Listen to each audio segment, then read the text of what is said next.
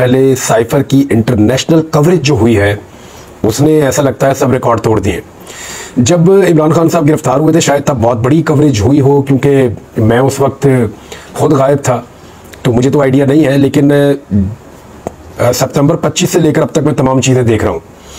Election की coverage भी हुई बहुत बड़े पैमाने पर, बाकी चीज़ों की भी, लेकिन ये जो कवरेज इमरान खान साहब को मिली है इंटरनेशनल मीडिया पर, ऐसा लग रहा था सारे के सारे इंटरनेशनल मीडिया पे आज सिर्फ इमरान खान है। यानी मेरे पास 25-30 स्क्रीनशॉट तो ये सामने पड़े हुए हैं और ये सारे वो हैं जिनमें इमरान खान साहब ने केस जीता और उनकी तस्वीर आलमी मीडिया में लगाई गई। पाकिस्तानी मीडिया में इमरान खान साहब को बैन किया गया, लेकिन दुनिया भर का मीडिया, दुनिया भर के अखबार, टीवी चैनल, जरीदे, वो तमाम इमरान खान की फोटो को और उनके केस को और उनकी इस फतह को लगा रहे हैं। इसको आलमी सतह पे कैसे देखा जा रहा है? देखिए, मुख्तलिफ इसके एंगल्स हैं। एक एंगल ये है कि इमरान खान साहब के ऊपर जो एक संगीन नौयत का मुकदमा बनाया गया था उसमें वो बाइज्जत बरी हो गए, शाह महमूद कुरैशी बाइज्जत बरी हो गए। दूसरा जो एक इसका अहम एंगल है वो ये है कि अब इमरान खान सिर्फ एक ऐसे केस में अंदर है जहां उन्होंने अपनी बीवी से शादी की थी। यानी इंटरनेशनल मीडिया तो इसको ऐसे ही देखता है कि अपनी बीवी से शादी करने के जुर्म में अब एक शख्स जेल में है और उसके ऊपर किसी किस्म का कोई मुकदमा नहीं है। एक मियाँ बीवी को इस वक्त इस मुल्क के निज़ाम ने सिर्फ इसलिए जेल में रखा हुआ है कि उन दोनों ने आपस में शादी की है और निकाह किया है। अब इद्दत का एक अजीबोगरीब किस्म का केस बना दिया गया। शरीयत उस पर क्या कहती है उलमा इकराम बहुत क्लैरिटी के साथ बता चुके हैं। बहुत सारे उलमा इकराम के ऊपर दबाव डाला गया मेरी इंफॉर्मेशन के मुताबिक हुकूमत की जानिब से कि आप इद्दत के इस हसास मामले के ऊपर इमरान खान के और बुशरा बीबी के खिलाफ स्टेटमेंट दीजिए। तो उलमा इकराम ने इनकार कर दिया। उन्होंने कहा जी आप अपनी सियासत करें, ये खालिसतन दीनी मामला है और इसकी बड़ी पकड़ है। अल्लाह ताला ने कुरान पाक में भी इस चीज़ से मना फरमाया है कि जो पाक दामन औरतें हैं, अब बुशरा बीबी बापर्दा औरत है, आपने देखा है, और देखिए अल्लाह ताला जानता है कौन क्या है, लेकिन एक्चुअली वो उस चीज़ को प्रमोट करती हैं जो हमारे दीन में है, पर्दा। तो इसकी तो कदर करनी चाहिए। मेरे ख्याल में उलमा इकराम इस बात से खौफजदा है और वो डरते हैं कि इसमें अल्लाह ताला की पकड़ ना हो जाए, और वो भी इस मामले के अंदर खुलकर सामने नहीं आ रहे। बाकी जो उलमा इकराम है उन्होंने इस बारे में ये जरूर कहा है, मुख्तलिफ मकातब फिक्र के उलमा इकराम इकट्ठे भी बैठे और उन्होंने बैठकर ये कहा कि ये इद्दत वाले केस में निज़ाम को इमरान खान से और बुशरा बीबी से माफ़ी मांगनी चाहिए, ये बहुत बड़ी ज्यादती और गलती हो गई है। अब आपस में शादी करने पर एक मियाँ बीवी जेल में है और शौहर वो शख्स है जो इस वक्त आलमी मंजरनामे के ऊपर छाया हुआ है। यानी नवाज शरीफ को सजा हुई, नवाज शरीफ वापस आए, शहबाज शरीफ वज़ीर आज़म बना, नवाज शरीफ की पाकिस्तान में वापसी हुई, 4, 6, 8, 10, इससे ज़्यादा इंटरनेशनल मीडिया पे कहीं कोई कवरेज उनको मिलती नहीं है।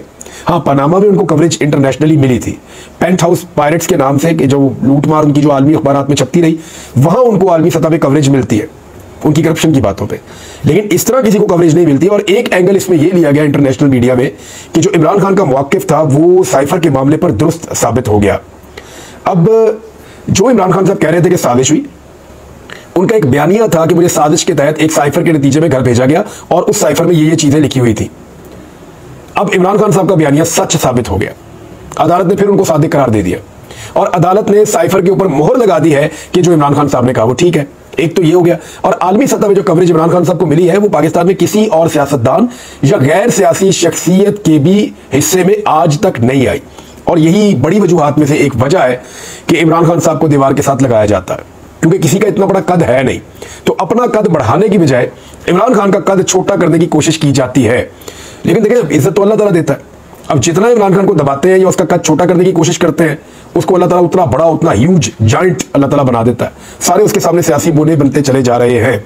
इद्दत वाला केस जो है उसका मुद्दई खबर मानिका है, और मुझे अच्छी तरह याद है जब खबर मानिका अपने बेटे की शादी में अंधाधुंध हवाई फायरिंग कर रहा था तो मैंने बड़ी आवाज़ उठाई थी कि इस बंदे पे पर्चा दें आप।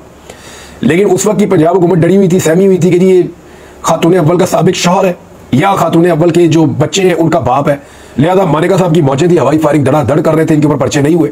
वो पर्चे हुए होते ना, रूल ऑफ लॉ अगर अप्लाई हुआ होता उस वक्त उस्मान बुज़दार ने किया होता या इमरान खान साहब ने करवाया होता, तो आज खबर मानिका के खिलाफ इनके पास कहने के लिए कम से कम इतना तो होता कि ये उस चीज़ का बदला ले रहा है। और अगर खबर मानिका को इस किस्म के प्रॉब्लम्स थे तो बुशरा बीबी के बारे में पहले तो वो बहुत अच्छी बातें बोलता रहा, गवाहियां देता रहा उनकी पाक दामनी की, और उसके बाद यही खबर मानिका जब बुशरा बीबी अपने बेटे की शादी में जाती है तो वहां पे भी इसने कोई गिला शिकवा नहीं किया, वहां खुशी में फायरिंग कर रहा था।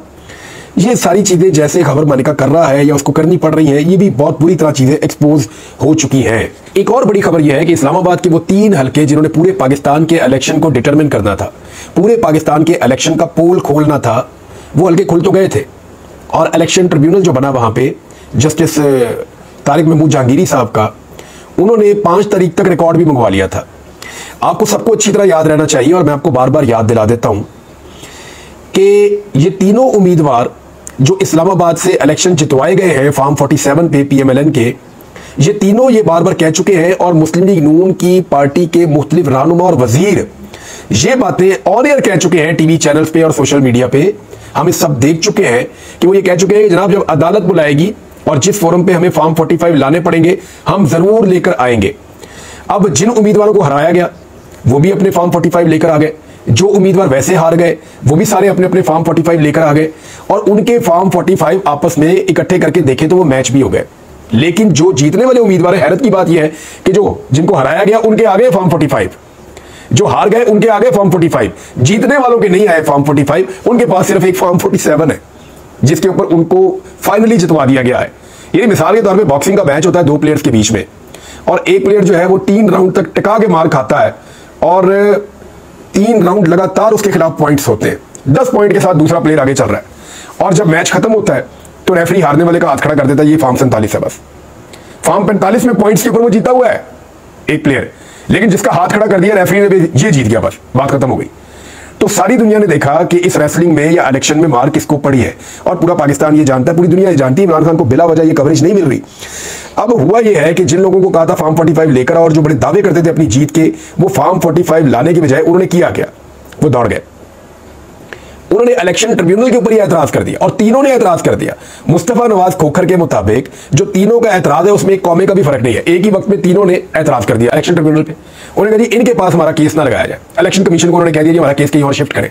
अब इलेक्शन कमीशन बहुत मुमकिन है कि वो कोशिश करे कि इस केस को शिफ्ट कर दिया जाए रिटायर्ड जज पे, या जो इस्लामाबाद हाई कोर्ट है उनके चीफ जस्टिस को भेजें या किसी और जज के पास फिक्स कर दे, अपनी मर्जी के किसी जज के पास लगाने की कोशिश करें जहां पे इस केस को लंबा लटकाया जाए। मुझे एक दिन शेख वकास अकरम जंग से एमएनए हुए हैं पाकिस्तान तरीके इंसाफ के इस मर्तबा, इन्होंने मुझे बताया था, ये पुरानी बात है शेख वकास अकरम साहब ने, कि उन्होंने तकरीबन 3.5 साल तक ट्रिब्यूनल के अंदर अपना केस लड़ा था धांधली का और 3.5 साल के बाद उन्होंने कहा अब तो इलेक्शन अगला वाला आ गया, छोड़ो दफा करो, मैं अगले इलेक्शन की तैयारी करता हूं।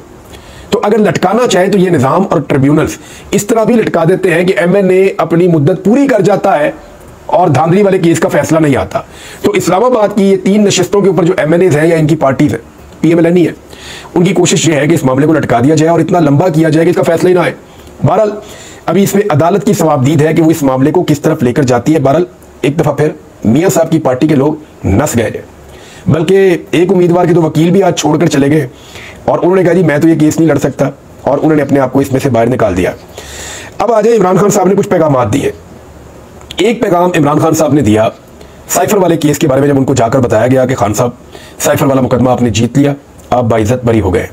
ये इंतजार हुसैन पंजूथा साहब ने इंफॉर्मेशन बाहर आकर बताई। उन्होंने कहा कि सुप्रीम कोर्ट नैब केस के सिलसिले में मुलाकात हुई, इमरान खान को साइफर केस में बरीयत का बताया तो उन्होंने कहा कि तमाम केसेस ऐसे ही बोगस और झूठे हैं, अल्लाह अल हक है, मैं तमाम केसेस का सामना करूंगा और इंशाल्लाह सुरखरू होऊंगा। सोशल मीडिया वर्कर्स को फिर उन्होंने पैगाम दिया कि आप तमाम लोग मुजाहिद हैं, ये दूसरा पैगाम है जो उनका सोशल मीडिया वर्कर्स के लिए, कि आप तमाम लोग मुजाहिद हैं, आप जहाद कर रहे हैं, आप हकीकी आज़ादी की जंग में मरकजी किरदार अदा कर रहे हैं। जब सारी पार्टी रूपोश हो गई थी, उनको होना पड़ा था, सोशल मीडिया वर्कर तब भी चट्टान बनकर खड़े थे। आप तमाम को मेरा सलाम है। अच्छा, ये जो सोशल मीडिया के हवाले से पैगाम है ना, ये मैंने इंफॉर्मेशन ली है कि एक्चुअली ये पैगाम इमरान खान साहब ने ताकीद के साथ दिया।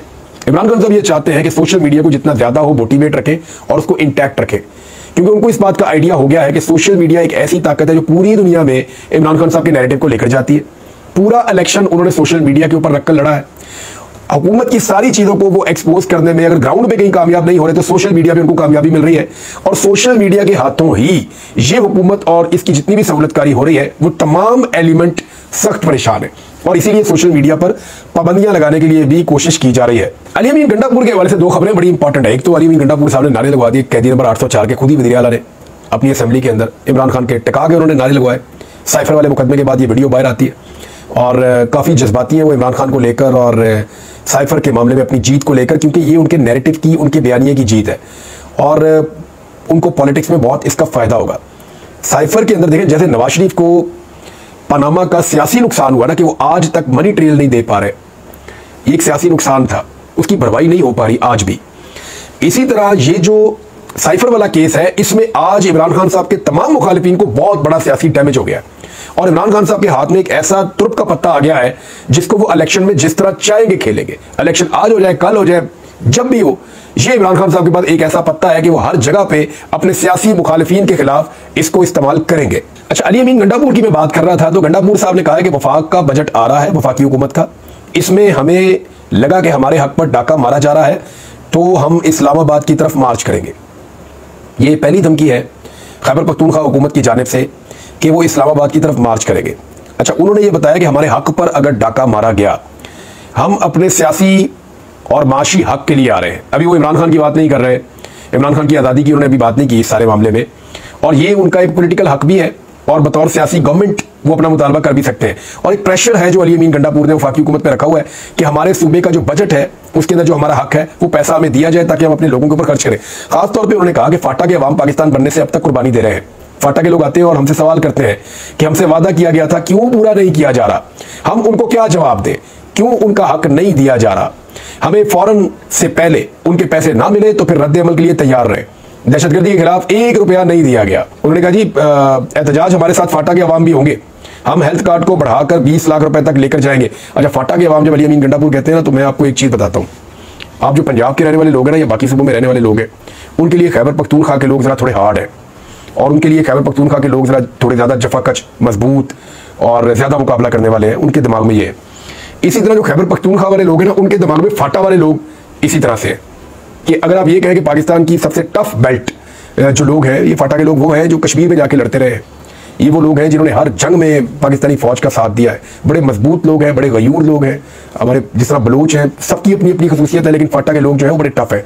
तो अली अमीन गंडापुर साहब ने एक तरह से उनकी धमकी भी दी है कि हमारे साथ फाटा के अवाम भी होंगे, हम उनको लेकर आएंगे और हमें जो है वो हमारा पैसा और हमारा हक दिया जाए। एक खबर नाजरीन इसमें और है, और वो खबर है आरिफ अलवी साहब की जानिब से। उन्होंने बड़ी ज़ीरक बात की है। वो ये कह रहे हैं कि बैरूनी सरमायाकारी अगर पाकिस्तान को चाहिए और माशी इस्तेहकाम इस मुल्क में लेकर आना है तो मैंडेट वापस कर दें जो इलेक्शन जीता है। ये तो पूरे पाकिस्तान जानती है, पाकिस्तान तहरीक इंसाफ इलेक्शन जीती है, उन्हीं को वोट पड़ा है। अब 47 के ऊपर दूसरी हुकूमत बन गई है, लेकिन दूसरी हुकूमत को पब्लिक तस्लीम नहीं कर रही, ओवरसीज पाकिस्तानी भी नहीं कर रहे। पाकिस्तान से सरमाया निकल के बाहर जा रहा है। होना तो ये चाहिए कि बाहर से सरमाया निकल कर पाकिस्तान में आए। पाकिस्तान में लोएस्ट सरमायाकारी हुई है पिछले 50 साल की, ये इस हुकूमत की कारकर्दगी है। और कारकर्दगी से ज्यादा ये है कि लोगों को हुकूमत के ऊपर ट्रस्ट नहीं है कि हमने इस हुकूमत को बनाया ही नहीं, ये तो आकर मुसल्लत हो गए, तो ये हमारे मफादात का तहफ़्फ़ुज़ कैसे करेंगे। जब तक मैंडेट वाली हुकूमत नहीं आती तब तक सरमायाकारी और माशी इस्तेहकाम जो है वो मुश्किल है। इसी की निशानदेही आरिफ अलवी साहब ने की है। अब अगर अदलिया इस सारे मामले के ऊपर अपना सही रोल प्ले करे और तहरीक इंसाफ की जीती हुई नशिस्तें उनको वापस करना शुरू करे, तो मेरे ख्याल में फिर ये हुकूमत बदल जाएगी और काया पलट जाएगी। इन चीज़ों में बात करेंगे आने वाले दिनों में, और बहुत सारी चीज़ें हैं वो भी आपके साथ शेयर करता रहूँगा। मैं आज दोबारा हज की फ़्लाइट लेने जा रहा हूँ। दुआ करें कि मेरी हज फ्लाइट जो है वो आज मुझे दोबारा ना रोका जाए। मैं गया था अदालत में, अदालत से मैंने रुजू किया है और दोबारा अदालत में आज के दिन में मेरा केस है। मुझे उम्मीद है कि मुझे फिर ये कहा जाएगा कि जनाब इसको हज करने के लिए जाने दिया जाए। मैं फ़्लाइट लूँगा आज शाम में, फिर रोकेंगे, फिर जाऊँगा, बार बार जाऊँगा, इंशाल्लाह हज करूँगा। अब तक के लिए इतने अपना ख्याल रखिएगा, अपने चैनल का भी। अल्लाह हाफ़िज़।